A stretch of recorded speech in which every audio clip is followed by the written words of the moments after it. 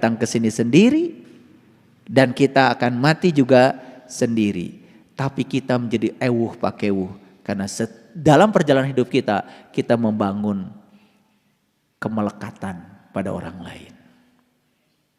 Lalu menjadi tidak siap ketika kita berpisah dengan banyak orang. Padahal aslinya kita ini adalah sendiri. Makanya belajar untuk mengasingkan diri jadi orang asing. Belajar dalam kesendirian. Tapi bukan berarti kalau kita sudah merasakan kenikmatan dalam kesendirian, kita menjadi orang yang egois. Tidak.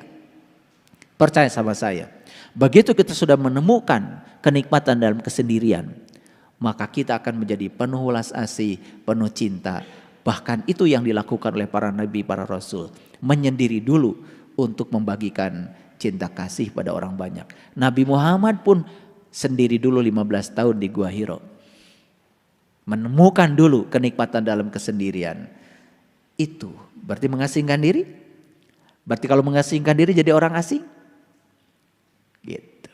Kalian mau terus dalam kerumunan? Silakan aja. Apa hasilnya dalam kerumunan? Maaf ya, saya kasih tahu. Apa yang didapatkan oleh kita ketika kita terus menerus dalam kerumunan? Ayo, bisa menjawab? Kalau tidak saya tunjukkan. Hasil akhir dari terus menerus dalam kerumunan dalam 90% tadi, kasiro tadi. Yang pertama adalah kesengsaraan. Betul? Perlu saya buktikan? Ayo. Kita membangun kemelekatan dengan orang dalam kerumunan. Sederhana aja, kemelekatan dengan anak, kemelekatan dengan pasangan, kemelekatan dengan uang. Terus membangun berbagai macam kemelekatan. Ketika kita sudah melekat, apa yang terjadi? Takut kehilangan yang kita sudah melekat padanya. Rasa takut yang menyiksa kita karena takut kehilangan yang kita melekat padanya menimbulkan kesengsaraan apa tidak? Betul? Jadi ada kata-kata bijak tadi itu yang disampaikan sahabat kita di WA Group yang membuat kita menderita bukanlah kenyataan, tapi yang membuat kita menderita adalah penolakan kita terhadap kenyataan yang ada.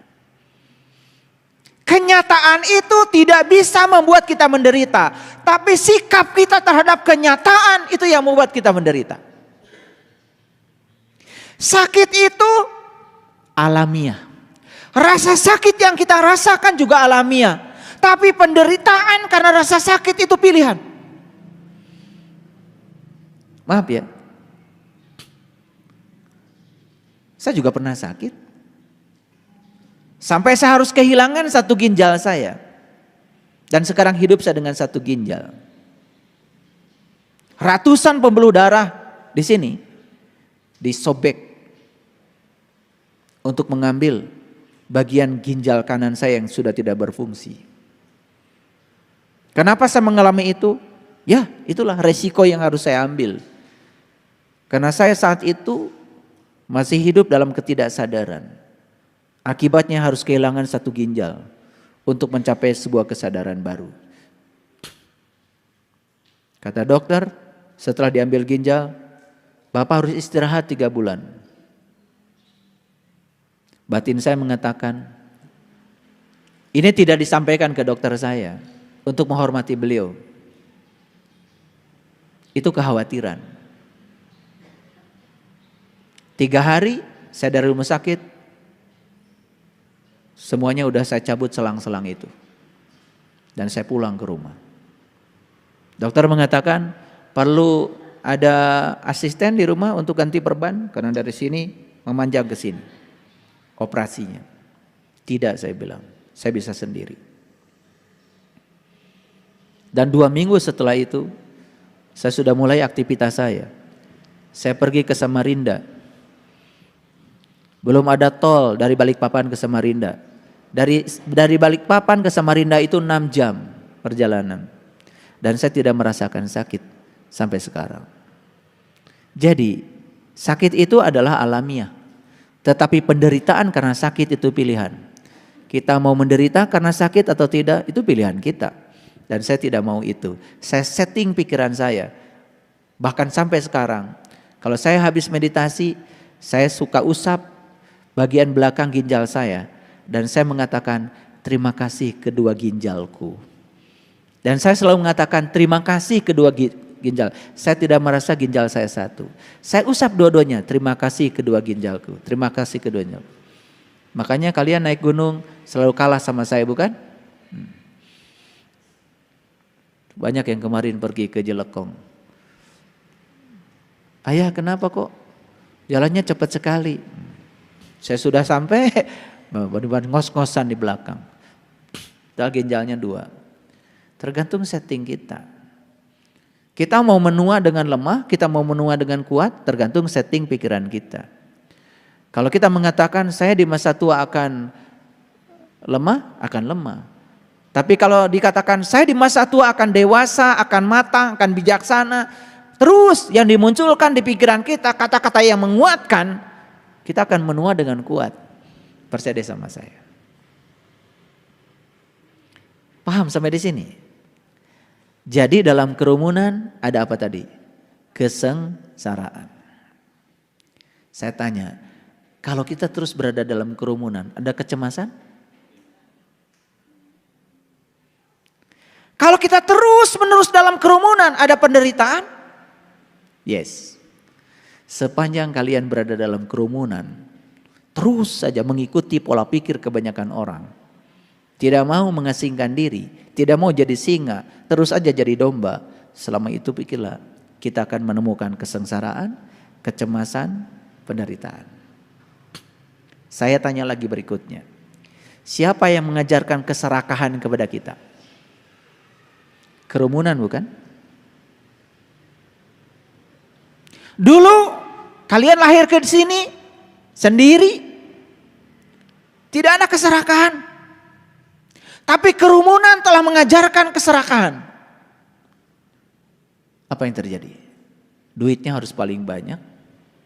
Rumahnya harus paling banyak. Mobilnya harus paling banyak. Tanahnya harus paling banyak. Siapa yang mengajarkan itu? Bukankah kerumunan? Siapa yang mengajarkan kekerasan? Siapa yang mengajarkan kekerasan? Kerumunan bukan? Dulu kalian datang ke sini penuh cita kasih. Tapi ayahnya, ibunya pertama kali yang mengajarkan kekerasan. Kata-kata yang keras. Ketika anak tidak setuju, orang tua berteriak pada anak. Kata-kata kotor muncul dari ayah ibunya. Masuk ke mana? Siapa yang mengajarkan kekerasan? Lihat sekarang di televisi. Ayah bisa dibunuh oleh anaknya. Seorang nenek bisa membantai cucu-cucunya sendiri. Ada tuh. Baru terjadi di Bandung Barat. Siapa yang mengajarkan kekerasan? Bukankah kerumunan juga? Siapa yang mengajarkan ambisi? Siapa mengajarkan kebencian? Siapa yang mengajarkan keinginan yang terus-menerus tentang masa depan? Siapa yang mengajarkan kita menjauh dari masa kini? Siapa? Siapa? Semua dari kerumunan. Dari hubungan kita dengan orang lain. Baik, sekarang saya akan tunjukkan bagaimana kita bisa keluar dari kerumunan. Oke. Tahu surat Al-Kahfi? Tahu surat Al-Kahfi? Cerita tentang apa? Tentang gua. Tahu gua? Orang Jakarta itu keren banget. Bilang dirinya sendiri, gua. Jadi mana gua? Nih gua. Gue. Gak usah jauh-jauh ngaji. Jadi gua itu apa? Gue, aku, saya. Jadi surat Al-Kahfi cerita tentang gua. Cerita tentang siapa? Tentang perjalanan meniti ke dalam diri. Tentang melihat ke dalam diri, mendengar ke dalam diri, mendengarkan suara kita sendiri, merasakan napas kita sendiri, itu urusan gua itu. Kalau dibongkar surat Al-Kahfi dari ayat 1 sampai ayat 110, isinya sebetulnya adalah perintah untuk meninggalkan kerumunan. Perlu saya buktikan? Mari kita buktikan. Kita lihat dulu ayat yang ke-10. Sudah siap? Oke, kita baca sama-sama. Ingatlah tatkala para pemuda itu. Pemuda, bukan pemudi. Awas, awas, perhatikan, ini bahasa simbolik. Jadi kalau di Quran ada kata-kata laki-laki, itu pasti urusan rohani. Kalau di Quran ada kata-kata perempuan, wanita, itu pasti urusan jasmani. Makanya aku ciptakan manusia berpasangan, itu bukan suami istri. Azwaja, pasangan, itu adalah ruhani dan jasmani. Jadi semua kita tuh sudah sempurna sejak dari lahir. Kalau nikah, bersuami, beristri, itu pilihan. Boleh nikah, boleh enggak masalah. Rabi'ah Al-Adawiyah, seorang wanita suci di zamannya, memilih untuk tidak menikah. Karena tidak ada laki-laki yang bisa menjawab pertanyaan dia. Termasuk seorang sufi besar, sekelas Hasan Al-Basri di zamannya. Saat melamar Rabi'ah Al-Adawiyah, dikasih pertanyaan sama Rabi'ah. Apa pertanyaannya? Wahai Hasan Al-Basri, kalau kamu mau jadi suami saya, tolong jawab pertanyaan saya. Kalau kamu bisa menjawab, saya akan terima lamarannya. Rabi'ah Al-Adawiyah tidak terima mas kawinnya itu emas. Tidak terima mas kawinnya uang. Beda sama kalian. Minta mas kawinnya adalah jawaban atas pertanyaannya. Itu mas kawinnya. Luar biasa itu. Belum pernah saya mendengar lagi. Ada wanita di masa kini minta mas kawinnya jawaban atas pertanyaan. Apa pertanyaannya? Pertanyaan Rabi'ah, wahai Hasan Al-Basri, kalau saya nanti mati, saya masuk surga atau masuk neraka? Diam, Hasan Al-Basri tidak bisa menjawabnya. Kata Rabi'ah, satu pertanyaan itu saja kamu sudah tidak bisa menjawab. Aku tidak menyampaikan pertanyaan yang lain. Ada pertanyaan Rabi'ah yang kedua. Saat nanti sakaratul maut, apakah saya selamat atau celaka? Hasan Al-Basri tidak bisa menjawab. Bagaimana kamu bisa membimbing saya istrimu? Kalau kamu tidak bisa menjawab ini, berarti kamu belum tahu. Belum bisa menjawab pertanyaan tentang dirimu sendiri. Akhirnya tidak jadi. Rabi'ah memutuskan tidak menikah. Wanita soleh di zamannya, Rabi'ah, wanita sufi yang sangat luar biasa. Saya sudah pergi ke Yordan. Saya sudah pergi ke sana, ke Palestina. Ya. Di apa itu? Di kebun zaitun itu. Ada rumahnya Rabi'ah Al-Adawiyah. Itu terkenal, rumahnya itu cuman 1x2 meter saja. Kenapa? Rabi'ah kan terkenal dengan kata-kata bijaksana. Jika aku ibadah kepadamu karena mengharap surgamu, jauhkan surga dari diriku. Jika aku ibadah kepadamu karena aku takut nerakamu, masukkan aku dalam neraka itu sendirian. Bengkakkan tubuhku, biar tubuhku saja yang jadi penghuni neraka itu. Tapi satu permintaanku Tuhan, janganlah Engkau halangi agar aku bisa selalu melihat kemuliaan wajah.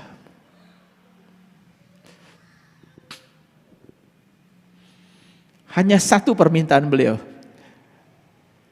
Jangan pernah kau halangi agar aku bisa melihat selalu kemuliaan wajah. Makanya rumahnya cuman 1 kali 2 meter. Ngerti maksud saya? Ngerti maksud saya? Ya. Kita hanya perlu rumah 1 kali 2 meter. Dan mati nanti cuman 1 kali 2 meter. Tipe 21. Di Sukabumi, di Balikpapan. RSSSS. Rumah sangat sederhana, selonjor saja susah.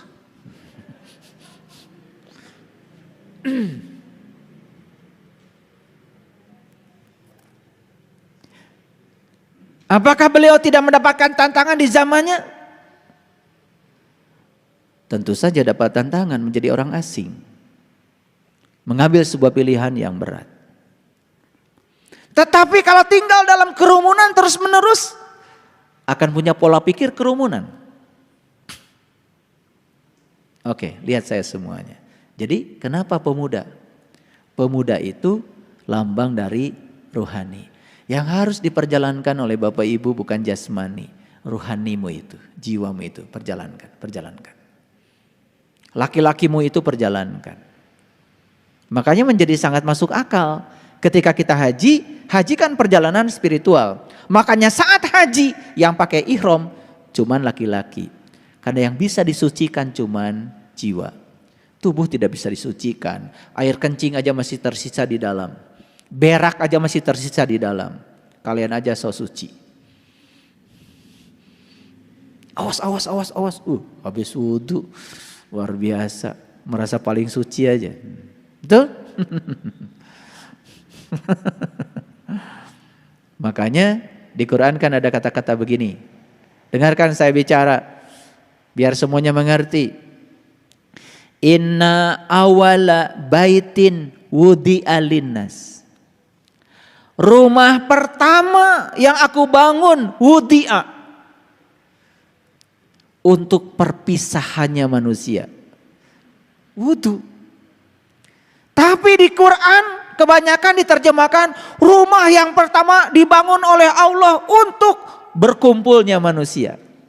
Gak ada di situ berkumpul. Inna awwala baitin wudi'a linnas.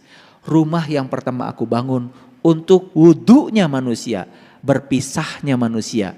Lallati bibakata mubarakah, bakah al mubarakah, tempat tersembunyi yang aku berkahi. Di mana itu? Itulah yang namanya kolbu. Itu yang namanya Baitullah. Itu yang namanya rumah Allah. Itu rumah pertama yang aku bangun untuk kamu wudu. Wudu itu artinya berpisah. Berpisahlah kamu dengan yang selain Allah. Maka saat itu kamu akan menyatu dengan Allah. Siapa yang berhasil wudu, maka dia akan berhasil sholat. Sholat artinya manunggal, menyatu dengan sang jati diri. Itu baru benar. Bagaimana dengan wudu yang syariat pakai air? Silahkan, itu juga bagus. Syariatnya juga dijalankan. Kalau tidak dicuci wajahnya juga kotor. Upilnya juga tidak bersih. Betul nggak? Tapi kalau sudah bersuci pakai air, wajah kita sudah dicuci, jangan menganggap kita sudah mencapai kesucian. Sepanjang kita masih punya kemelekatan dengan selain itu, dengan selain Allah, belum suci. Siapa yang masih melekat pada yang selain Allah, tidak akan bisa manunggal, menyatu dengan Allah. Sekarang kita lihat ayat ini pelan-pelan. Ayo baca sama-sama. Ingatlah tatkala para pemuda itu mencari tempat berlindung ke dalam gua. Siapa yang mencari tempat berlindung ke dalam gua? Pemuda. Mana guanya? Gue. Jadi berlindung kemana? Keluar apa ke dalam? Ke dalam. Bukan cari gua. Pergi ke gua Pakar, pergi ke gua Lalai, pergi ke gua Pawon. Hati-hati di gua Pawon, seueur kalong. Begitu masuk ke gua Pawon, bau. Karena apa? Kalongnya banyak di situ, mereka berak. Gak sehat. Tapi ini gua kok sehat. Karena kita disuruh masuk ke dalamnya, betul nggak? Ulangi lagi. Tatkala para pemuda itu mencari tempat berlindung ke dalam gua. Berarti kalau berlindung ke dalam gua, guanya aman nggak? Aman nggak? Kalau kalian berlindung ke sini, aman nggak? Aman. Karena yang membuat kita celaka itu karena kita keluar terus. Begitu mencari tempat berlindung ke dalam diri, pertama kita tidak akan ada konflik dengan diri kita sendiri. Begitu sudah tidak ada konflik dengan diri sendiri, kemungkinan konflik dengan orang di luar diri kita sangat kecil. Orang yang sudah menemukan welas asih di dalam, pasti asihan keluar. Orang yang sudah menemukan kesucian di dalam, apapun yang di luar menjadi suci kelihatannya. Ayo, saya mengajak kalian semua meniti ke dalam diri. Ayo, tinggalkan kebanyakan orang, masuk ke dalam gua, tempat berlindung yang disediakan Tuhan. Itulah Baqah al-Mubarakah, tempat tersembunyi yang diberkahi. Di situ tidak ada konflik. Begitu kita masuk ke situ, kita menjadi selesai dengan diri kita sendiri. Kalau sudah selesai dengan diri kita sendiri, gak ada urusan dengan orang lain. Orang lain mau baik kepada kita, orang lain tidak baik kepada kita, biarkan saja. Karena kita sudah menjadi diri kita sendiri. Apa yang terjadi selama ini? Karena kita tinggal dalam kerumunan. Orang baik sama kita, kita baik sama dia. Orang lain tidak baik sama kita, kita pun tidak baik sama dia. Begitu terus hidup kita seterusnya. Karena kita tidak mencari tempat yang aman di dalam. Mari kita lihat ayat ini. Kata-katanya luar biasa. Faqalu, si pemuda tadi yang mencari tempat berlindung ke dalam dirinya, apa yang dia katakan? Rabbana atina min ladunka rahmatan wa hayyi' lana min amrina rasyada. Wahai Tuhan kami, berikanlah rahmat kepada kami dari sisimu, dan sempurnakanlah bagi kami petunjuk yang lurus dalam urusan kami. Dia bicara dengan siapa? Ayo jawab pertanyaan saya. Dia bicara dengan siapa? Lihat kata-katanya, wahai Tuhan kami. Begitu dia berlindung ke dalam gua, bicaranya wahai Tuhan kami. Berarti ketemu Tuhan? Ketemu Tuhan? Jelas banget. Jelas ini bukan gua yang di Yordan. Dan diklaim gua Al-Kahf itu yang di Yordan. Akhirnya kita semua ke sana. Mau meluangkan uang 40 juta hanya untuk melihat gua yang sempit di sana. Tapi kita tidak mau melihat gua yang luas dalam diri kita walaupun gratis. Makanya kata Nabi, ilmu ini jika aku tawarkan kepada mereka yang tidak mencarinya, gratis saja belum tentu mau. Itulah manusia kadang-kadang konyol. Begitu punya foto, lagi berfoto di sana, di gua yang di sana yang sempit. Saya udah ke sana sama istri saya. Karena saya apa? Saya tidak mau ngomong, tapi saya belum membuktikan. Saya ngeluarin uang untuk itu. Begitu sampai di sana, ternyata sempit guanya. Padahal di Quran dikatakan dalam gua itu ada matahari terbit, nggak ada di sana. Poek. Mari kita lihat ayat ini. Ulangi lagi. Begitu dia masuk ke dalam gua, si pemuda ini ngomong apa? Rabbana, ya Tuhan kami. Gak mungkin ngomong gitu kalau gak jumpa dengan Tuhan. Gak mungkin ngomong begitu kalau tidak berjumpa dengan jati dirinya sendiri. Masuk akal?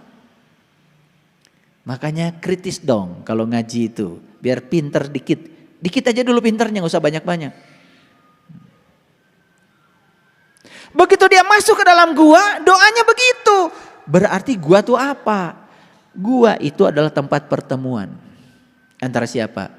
Antara Nur Insan, Nurullah, Nur Muhammad. Tempat melakukan syahadat sejati yang sebenarnya. Makanya doanya, Rabbana atina min ladunka rahmatan wa hayyi' lana min amrina rasyada Rosyada, rosyid, irsyad, irsyad jadi mursyid. Jadi sebenarnya rosada itu artinya adalah cerdas. Jadi si pemuda ini masuk ke dalam gua, ingin jumpa dengan yang maha cerdas supaya dia jadi cerdas.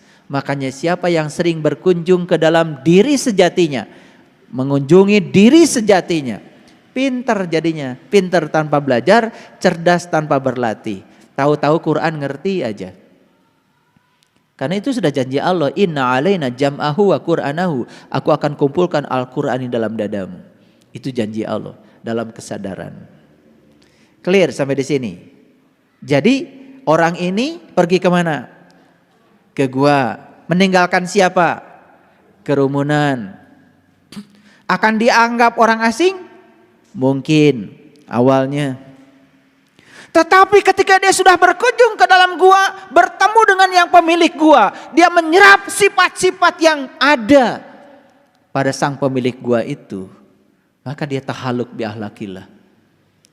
Walasan, asihan, peduli, itu hasilnya. Itulah Nabi Muhammad, itulah Nabi Isa, itulah Nabi Musa, itulah Nabi Ibrahim, itulah Nabi Musa. Mereka semua masuk dulu ke dalam gua, menemukan jati dirinya. Begitu sudah keluar dari gua, bukan jadi orang asing lagi. Bahkan dia bisa memberikan kedamaian dan ketentraman sama kerumunan. Sampai di sini ngerti?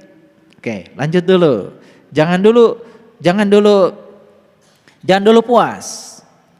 Kemudian Allah mengatakan, maka kami tutup telinga mereka beberapa tahun dalam gua itu. Ditutup apanya? Ditutup apanya? Telinganya. Coba kalau ditutup telinga apa? Hening, bening. Suara dari luar yang membuat pikiran kita terganggu. Hening, bening. Ini Quran. Jadi jelas ya. Guanya bukan yang di luar kita. Guanya ditutup oleh Allah.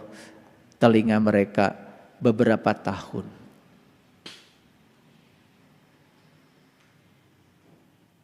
Coba, mana yang paling bagus? Nutup mulut orang atau nutup telinga sendiri? Pintar kalian itu. Kalau gitu, kalau orang ngomong gak karu-karuan tentang kita, mana yang mau ditutup? Mulut orang atau telinga kita? Bohong. Masih pencemaran nama baik. Lapor sana, lapor sini, jika perlu bayar pengacara. Itu namanya belum tutup telinga. Karena kalian ingin membungkam mulut orang. Saya tanya, itu mulut orang di mana adanya? Mulut orang di mana adanya? Di orang. Bau apa wangi? Sudah mulutnya di bawah orang, yang kedua bau. Buat apa? Jadi tutup mulut orang atau tutup kuping sendiri? Kalau tutup kuping sendiri kan gampang. Kupingnya dibawa-bawa oleh kita. Dekat lagi. Tinggal tutup aja. Sesederhana itu. Makanya begitu masuk ke dalam gua, diumpamakan di ayat ini, si pemuda itu ditutup kupingnya beberapa tahun. Berarti hening, bening, gitu. Aduh, kalau dibongkar nih surat Al-Kahfi ini keren banget. Kalian juga keren, tiap hari Jumat baca ini toh, supaya rezekinya banyak, katanya begitu. Alhamdulillah rezekinya makin susah ya. Habis kita ini ngikutin kerumunan. Karena kalau di kerumunan kan pelajarannya, siapa yang baca ini sekian kali setiap hari ini, dibebaskan hutangnya. Begitu? Percaya. Kalau ingin bebas hutang, ya dekat-dekatlah sama orang kaya. Bukan baca itu sekian kali. Lucu-lucu aja kita ini. Kalau dikasih yang nyata-nyata nggak mau. Saya bukan berarti tidak percaya itu. Betul kata-kata itu, tapi dibacanya bukan begitu. Dimaknai isinya, terapkan dalam hidup. Lihat saya semua. Begitu kita berkunjung ke dalam gua, ketemulah dengan Dia, Allah yang Maha Kaya. Kalau sudah bertemu dengan Allah yang Maha Kaya, merasakan